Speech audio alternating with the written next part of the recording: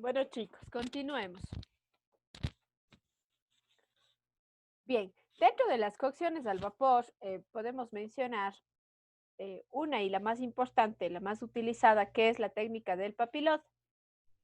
Sí, la técnica del papilot consiste en cocinar un alimento con su guarnición o sin ella dentro de una bolsa cerrada de forma hermética que se confecciona a partir de papel aluminio, papel sulfurizado, ya el famoso papel manteca, no sé si es que lo conocemos.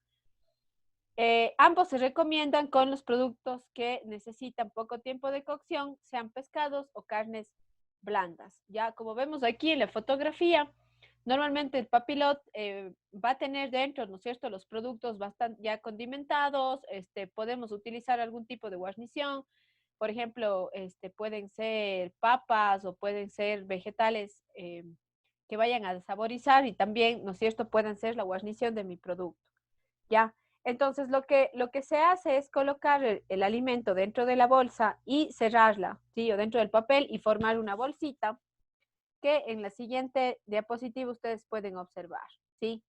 Entonces, ¿qué es lo que se hace? Aquí tenemos, por ejemplo, el papel sulfurizado o el famoso papel manteca, ¿ya? Lo que se hace es colocar al centro el producto, ¿sí? Con su guarnición, aquí vemos, ¿no es cierto?, que se ha colocado la guarnición de tomates y champiñones, alverjitas y demás, y se empieza a cerrar como vemos en esta fotografía, ¿ya? Se empieza a cerrar la bolsa hasta que finalice con un producto similar al que tenemos aquí, que puede ser con esta forma o puede ser cuadrado, ¿ya? Es así como se forma la bolsa. Entonces, ¿qué es lo que sucede aquí? Al tener una cocción o tener un producto sellado de forma hermética, se produce que los productos se cocinen, ¿no es cierto?, al vapor junto con sus propios líquidos, y esto genera una acción de una cocción por concentración. Se concentran los sabores tanto de el producto como tal, el género principal, como de los alimentos que lo están guarneciendo.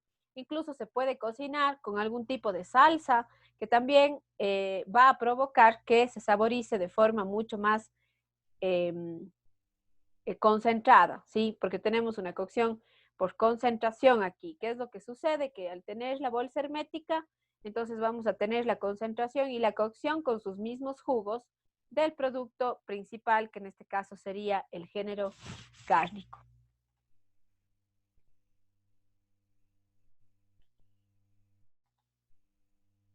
Luego de que formamos la bolsita, ¿sí? Y hemos colocado dentro ya todos los aromáticos, el género principal, se cocina esto dentro de un horno utilizando una temperatura de entre 180 a 200 grados centígrados.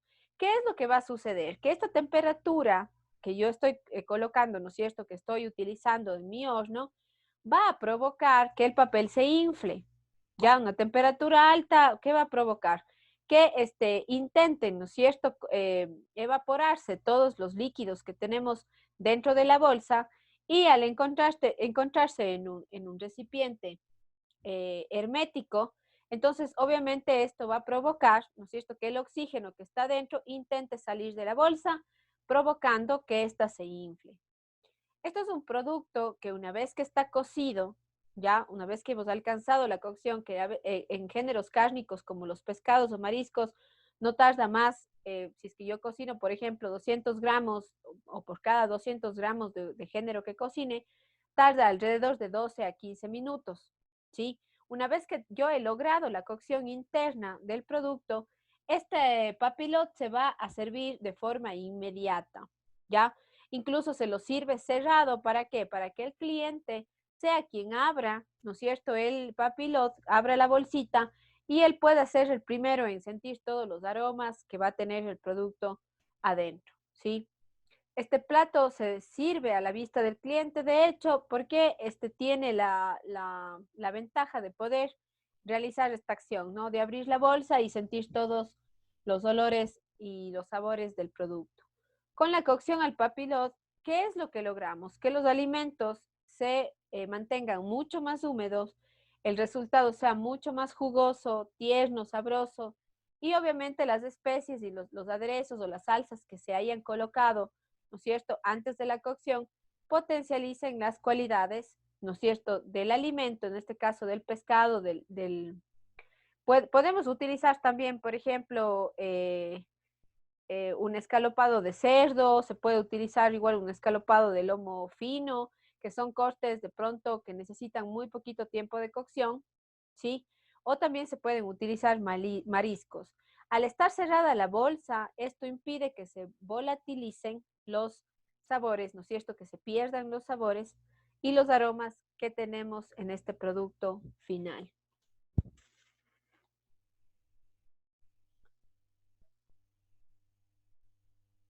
¿Ya? Acá tenemos otra forma de armar el papilot, ¿sí? Que esto también se realiza en este papel. Obviamente estos tipos de papeles que utilizamos tienen que ser de grado alimenticio, ¿sí? Entonces, si ustedes se fijan, cómo está cerrada la bolsa, ¿ya? Y cuando yo la abro, ¿no es cierto? Voy a tener un producto con muchas características aromáticas. Ya acabamos también. Acá, por ejemplo, hemos tenido papas. De pronto en la parte de abajo tenemos algún tipo de pescado, alguna carne blanda, pues es una pechuga de pollo. Siempre se recomienda que en este tipo de cocción del papilot se coloquen los géneros en cortes muy pequeños para poder de esta manera favorecer la cocción. En el caso de utilizar cortes como cerdo, res o pollo. En el caso de utilizar pescados, obviamente, o el filete o el pescado entero, y en el caso de los mariscos, pues pueden entrar enteros también, ¿no es cierto? Porque al ser productos pequeños, de pronto se favorece la cocción, ¿ya? ¿Alguna pregunta con el papilot? Profe, una pregunta. ¿Cuánto tiempo se le puede, digamos, dejar a este alimento luego de que ya está cocido sin que lo abran? Y empieza, supongo que empieza a sudar o algo así. De pronto, por tener un medio hermético, esto puede hacer que continúe la cocción, ¿ya? Podría ser. Entonces, de pronto puede haber una diferencia entre cocinar 12 a 15 minutos. De pronto, hasta los 15 minutos podemos tener ya el producto pasado. Sucede, por ejemplo, con los mariscos. Un camarón que tú cocines en papilot y que a los 15 minutos, ¿no es cierto?, esté perfecta la cocción. Si es que tú dejas 20 cerrado el papilot, de pronto podemos tener la sobrecocción del género, ¿sí? Entonces, es una cocción que debería servirse a la minuta, ¿ya? Enseguida, aparte de eso, es que cuando tú sacas del horno el papilot, no tiene mucho tiempo en mantener el aire condensado dentro del papilot. O sea, puede que empieces a perder aire y obviamente esto hace que se sobrecocinen los productos porque están todavía sometidos a un medio hermético, ¿no es cierto? A un vapor por dentro que de pronto puede hacer que se sobrecocine el género. Pero realmente esto no es el problema mayor. Yo vería que el problema mayor es que tú saques el papilote del horno y ya no tenga la misma cantidad de aire dentro, ¿no es cierto? Condensado el aire dentro y que el cliente pueda sentir. Muchas veces pasa que tú sacas el papilot y pasa unos 5 minutos y ya el rato que tú abres ya no tienes la misma cantidad de vapor, ¿no es cierto? Que vaya a causarte ese efecto súper atractivo que tiene el papilot, ya de sentir los aromas y todo, porque tienes una cocción por concentración, ¿ya? Entonces, más bien, más que el proceso o tener una sobrecocción en el género, es el tema de que de pronto puedes perder el aire que tienes dentro y obviamente enfriar también el producto y ya no tener un papilot como tal, ¿sí? El sentir, ¿no es cierto?, el vapor de pronto ya no es posible. Yo diría que entonces el tiempo que puede esperar fuera del horno, una vez que haya hecho el papilot o haya salido del horno el papilot, es máximo unos de 5 a 7 minutos. Después de esto ya vas a tener un producto tal vez sí con un buen sabor, pero ya no vas a tener el efecto del papilot que es el abrir la bolsita, que es lo súper atractivo de este sistema de cocción. ¿Ya? Así sea papel aluminio o sea papel encerado o manteca, obviamente va a perder, sobre todo en el papel encerado. De pronto en el aluminio sí te aguanta un poquito más el tiempo y obviamente si es que cerraste súper bien el papilot, pero lo más probable es que ya no tengas la misma cantidad de vapor dentro, ¿sí? Entonces es un problema si es que quieres aplicar este sistema de cocción. Entonces recuerden que el papilot es un producto que más bien debemos servir a la minuta, o sea, enseguida, para evitar, ¿no es cierto?, perder el vapor por dentro y que esto genere ya una desilusión en el cliente, porque el cliente te va a pedir el plato porque sabe que él mismo lo va a abrir y va a sentir todos estos aromas, ¿sí? Entonces, máximo de 5 a 7 minutos suficientes para, no debería pasar de este tiempo. Hablando de porciones también, porque normalmente el papilot es un sistema de cocción que tú aplicas de forma individual, o sea, un corte que vas a servirlo de forma individual, por ejemplo, máximo 2 personas. Por ejemplo, 200 gramos de pescado máximo, de pronto por ahí unos 100 gramos de mariscos, son 300, hasta unos 400 gramos tal vez te acepta, porque de pronto el sistema de cocción también con mucho producto dentro va a necesitar más tiempo, de pronto no vas a tener la cocción completa de todas las guarniciones que tienes dentro o de todos los productos que tienes dentro, ¿sí? Algunos, obviamente, productos como por ejemplo estas papitas que estamos viendo aquí, lo más probable es que tengan que entrar con un proceso de precocción, ¿sí? Porque estos son productos que tardan más tiempo. Todos los vegetales duros que utilicemos como guarnición, lo importante sería que realicemos un proceso de precocción para que luego, ¿no es cierto?, terminen de cocinarse junto con el género, que va a tardar muy poco tiempo porque el tipo de género, como ya dijimos, siempre tienen que ser carnes magras y es mucho más atractivo la cocción para pescados y mariscos, ¿ya? Justo eso les iba a preguntar si algunos ingredientes que llevan a veces demoran más tiempo en cocinar, pero también le quería preguntar, ¿se demora igual el tiempo de cocción con un papel o con el aluminio? ¿Con el papel aluminio es el mismo tiempo o Sí, tiene mucho que ver, se demora más? no, no, sí, generalmente son los mismos tiempos. Lo importante es que incluso de pronto puede ser un poco más corto, bueno, sí puede ser un poco más corto el tiempo con el aluminio, porque el aluminio transfiere mucho más rápido el calor, ¿ya? Eh, Al ser obviamente este papel, al ser un metal, entonces es un transmisor de calor mucho más rápido, a diferencia de, por ejemplo, un papel encerado, manteca o un papel como el que estamos viendo aquí, de grado alimenticio, pero que es un papel despacho. ¿Sí? Normalmente estos tipos de papeles o el papel que yo utilice para realizar esta cocción tiene que ser un papel impermeabilizado, ¿ya? O sea, tiene que ser un papel encerado que no permita que pasen, ¿no es cierto?, los líquidos. O sea, yo no, este papel que vemos aquí, por ejemplo, en la fotografía, es similar al papel famoso este de despacho que conocemos, ¿no es cierto?, con el que nos limpiamos la boca en las papitas fritas. Es bastante parecido, ¿ya? No se Pero quema en el horno. no se queme en el horno, ni es este tipo de papel, a ver, no vamos a utilizar el que nos limpiamos las papitas, no. Vamos a utilizar un papel tipo despacho, pero que sea impermeabilizado. ¿Qué quiere decir? Que en una de las partes tenga este recubrimiento, eh, como, no sé si es que, chuta, como, si han visto ustedes el papel encerado. Alguien que no haya visto el papel encerado o que no haya tocado de pronto el papel encerado, No es no, no, parecido al papel, no es parecido al papel de cocina que utilizamos ahí justamente en la cocina del instituto. no. No. Es un papel, creo que yo tengo uno aquí. Denme un segundo y les traigo y les muestro. Ya, espérenme un minutito. Bueno,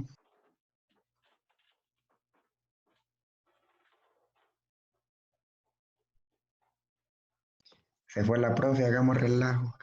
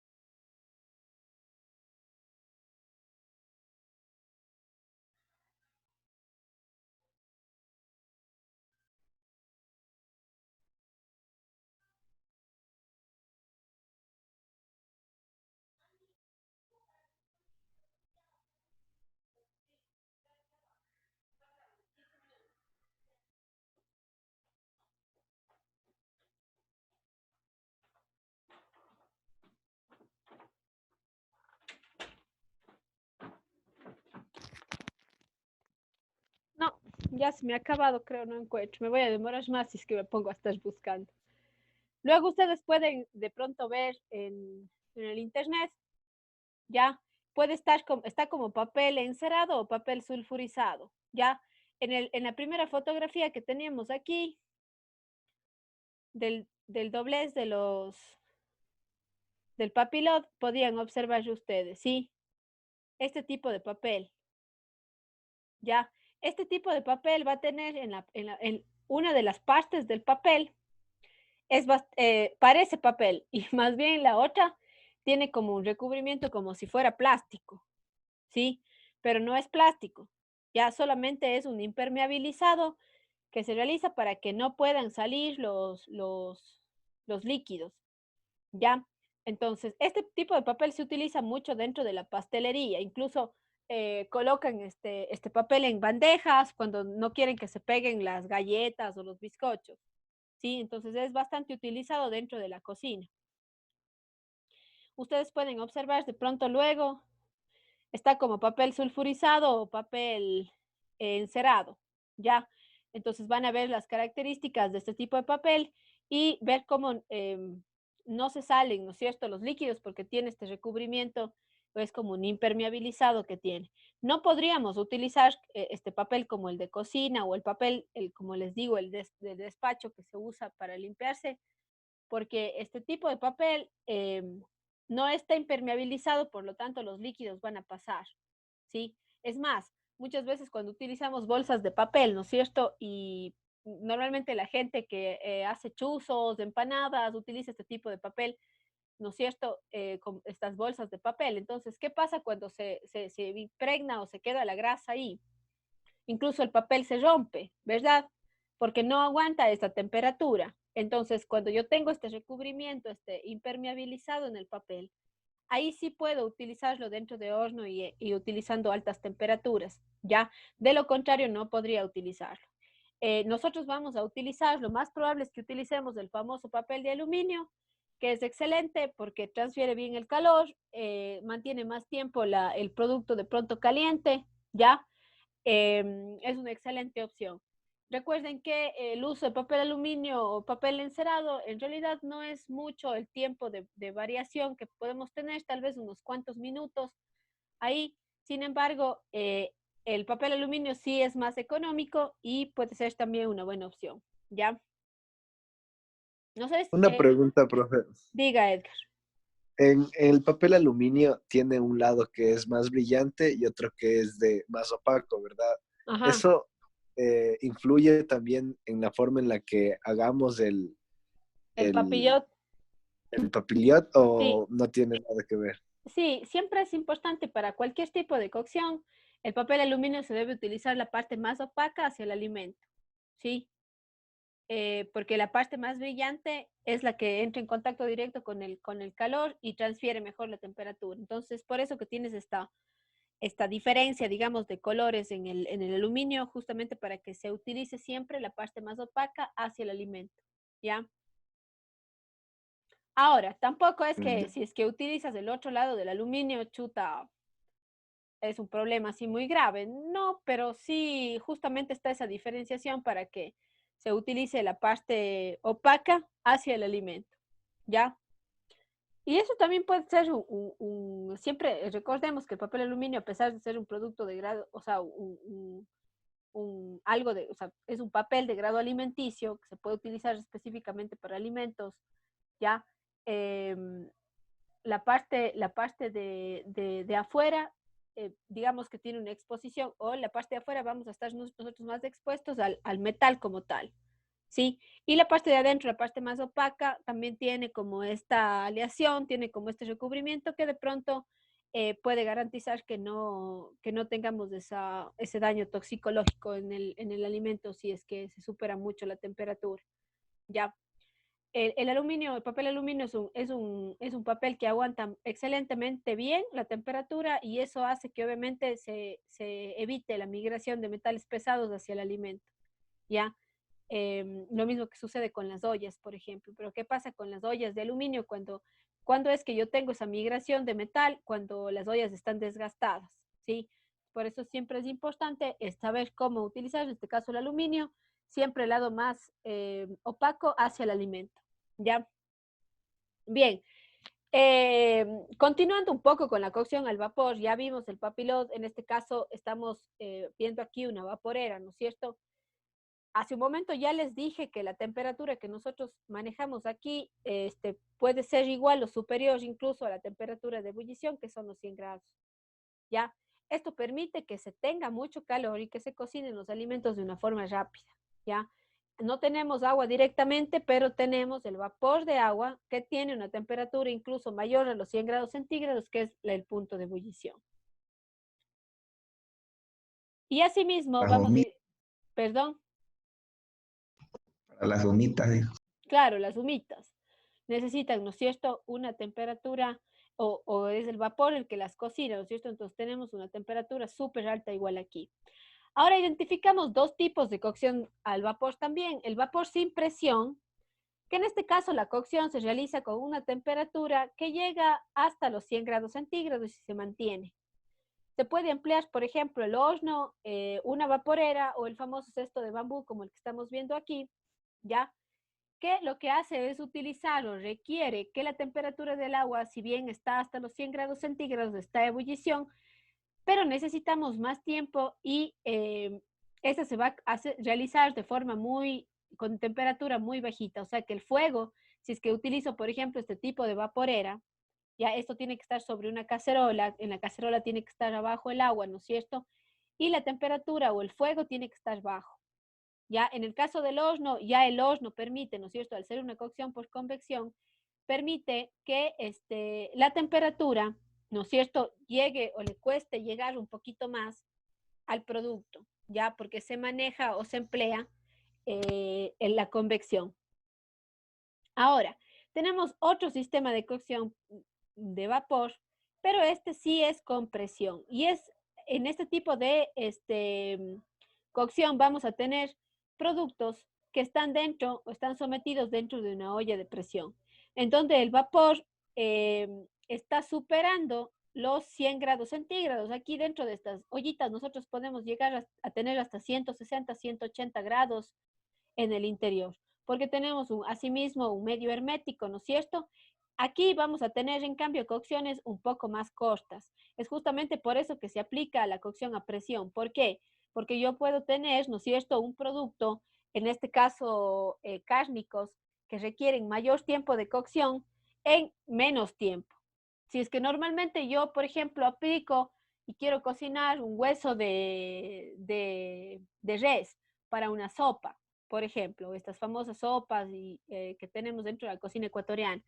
Si yo cocino este pedazo de carne dentro de una olla de presión, posiblemente me tarde unos 40 a 50 minutos. Si yo cocino de forma común, ¿no es cierto?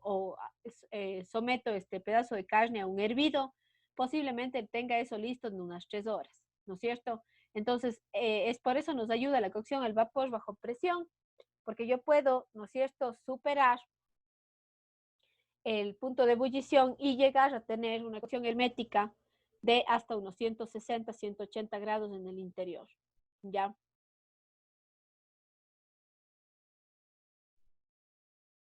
Preguntas.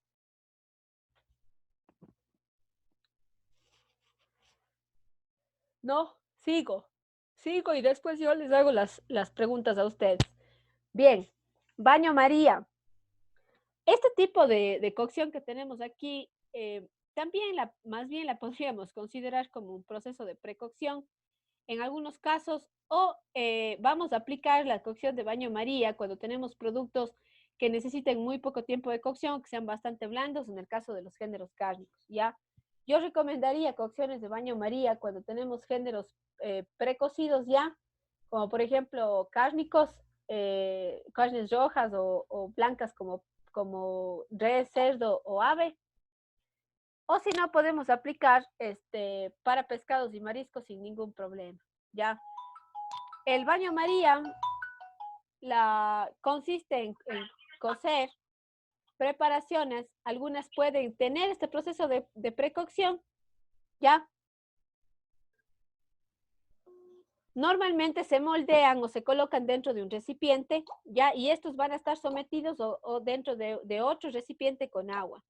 Lo que debemos hacer es evitar que el agua empiece a ebullir, ¿ya? ¿Cómo podemos nosotros ayudarle al baño María? De pronto, si el agua empezó a ebullir, bajando la temperatura, asustándola o utilizando otro agua fría, ¿no es cierto?, para empezar a bajar la temperatura, ¿ya?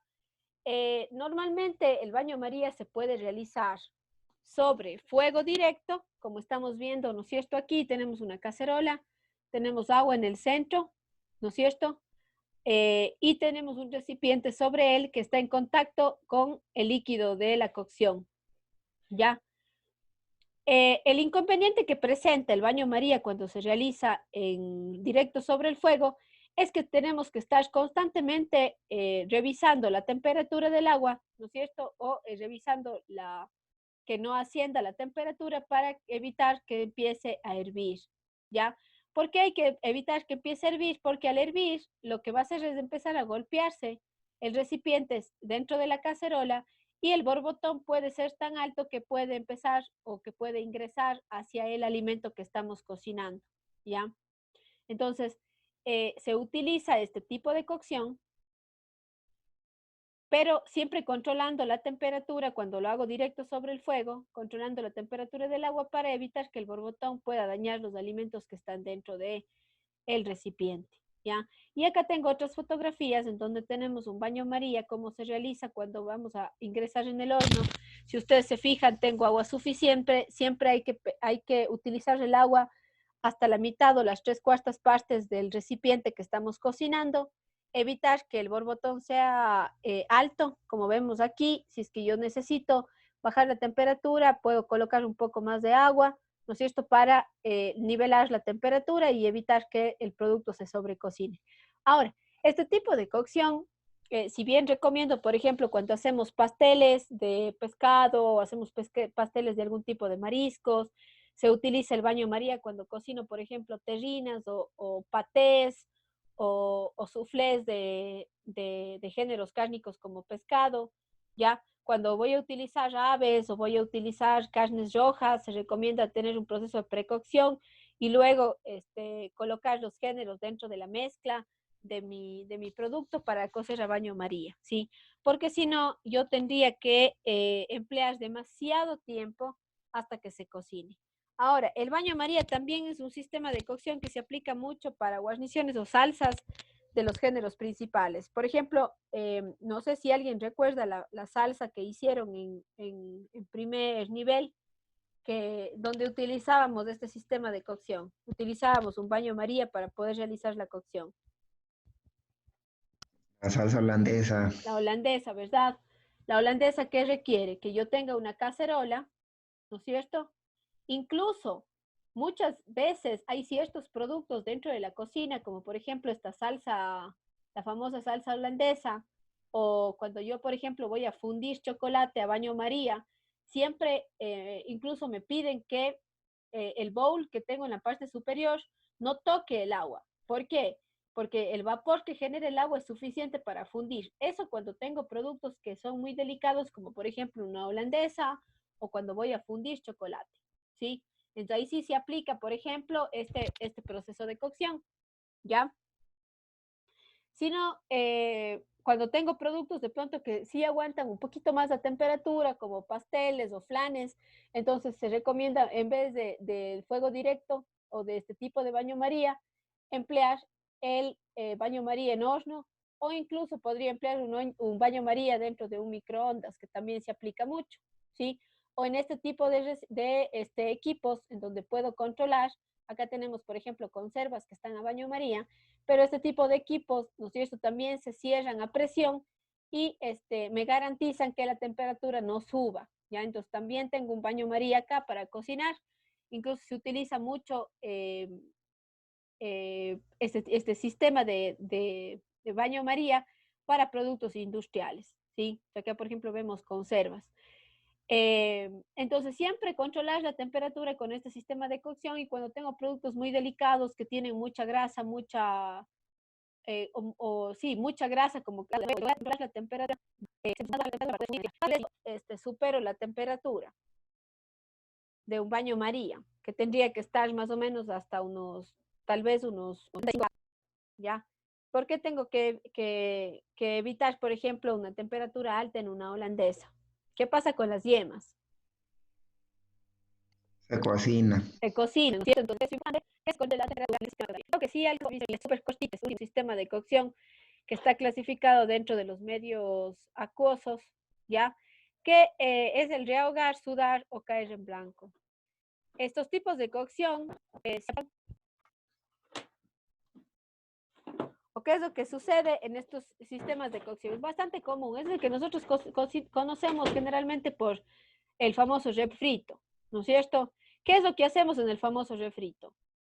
Primero yo utilizo, ¿no es cierto?, un poquito de grasa, que va a ser la responsable de darle, ¿no es cierto?, un choque térmico a mis vegetales. En este caso estoy hablando del refrito, ¿ya? ¿Qué pasa? Empiezan a cocinar con sus propios jugos, ¿verdad?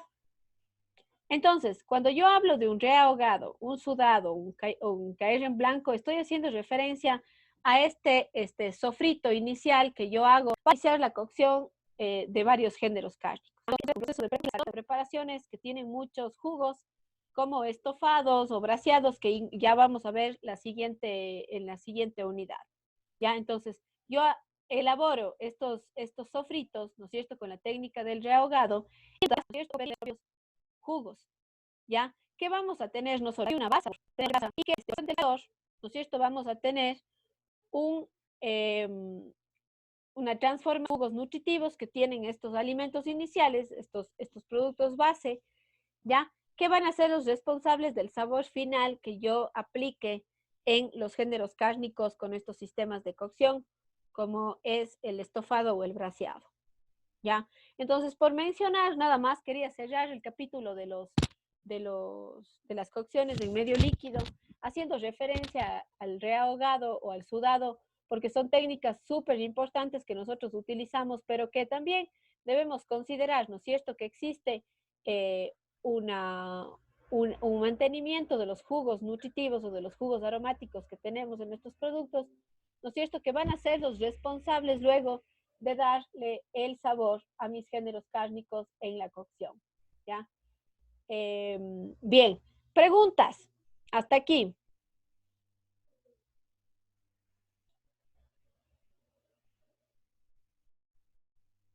No, puedo ir haciendo yo unas preguntas a ver si es que estamos bien con las diferencias entre una u otra cocción. Sí, pero con amor, profe. No, no. Es un poco para ver si ha quedado claro y si es que vamos comprendiendo un poco el concepto de estos sistemas de cocción. A ver, Jonathan, eh, con estos sistemas de cocción, ¿tú consideras que existe o no existe Maillard? Perdón, Che, ¿puede repetir la pregunta? Ya, Julián Jonathan, dice aquí tengo acá Jonathan Vega también. A ver, Jonathan, que si tú consideras con alguno de estos sistemas de cocción que podemos obtener reacción de Maillard.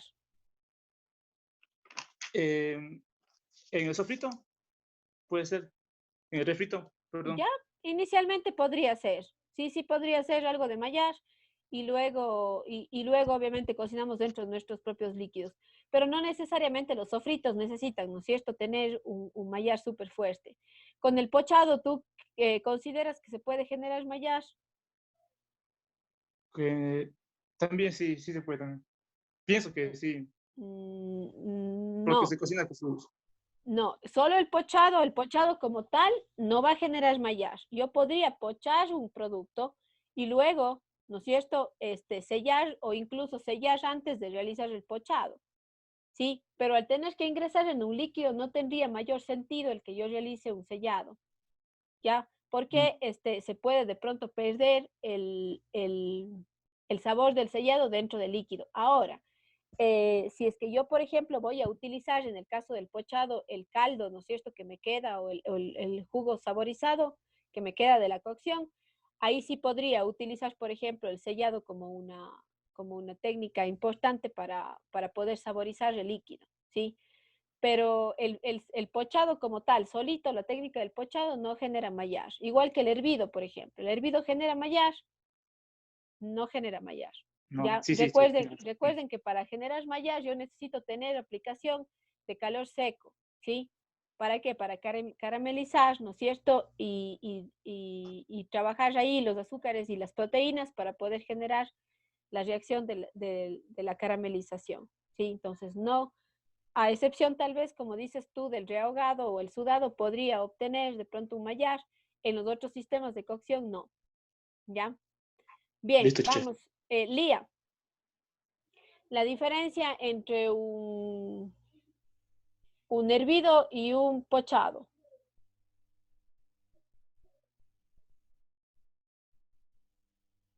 Se nos ha ido la Lía. A ver, David. Dígame, profe, es que mi Ya, internet está mal. A mí me... ya. La diferencia entre Dígame, profe, ya. la diferencia entre un pochado y un hervido. Ya, a ver, el hervido es el líquido en punto de ebullición a 100 grados centígrados. Ya, Este puede ser usado para, a ver, era carnes de tercera categoría y también para algunos vegetales y aquí era de que no había que abusar mucho de la temperatura porque se rompían se dañaban las proteínas, algo así. se Ya, rompen las y proteínas. Y en el ya, caso del se rompen pochado, las proteínas. Y el pochada, de vuelta era menos que la temperatura del punto sí, Simmer, era 71 grados centígrados, 82 grados centígrados, con poco líquido y, a ver, este podía el líquido ser saborizado y ya. Y bueno, y también es se puede hacer, no tiene burbujeo y se puede ya. hacer los huevos y esto ayuda a firmeza al producto También ayuda y a dar eso. firmeza y ya. Muy bien. Excelente. Y al David nos dice, el pochado es bajo el punto de ebullición. Profe, básicamente calentamos los géneros en aceite, elemento graso. No, ya nos olvidamos de la grasa. Ahorita estamos No, live. ¿Ya? David. Ya, él nos respondió en el chat porque creo que no puede activar el sonido. Ya no utilizamos, ojo, David, ya estamos este momento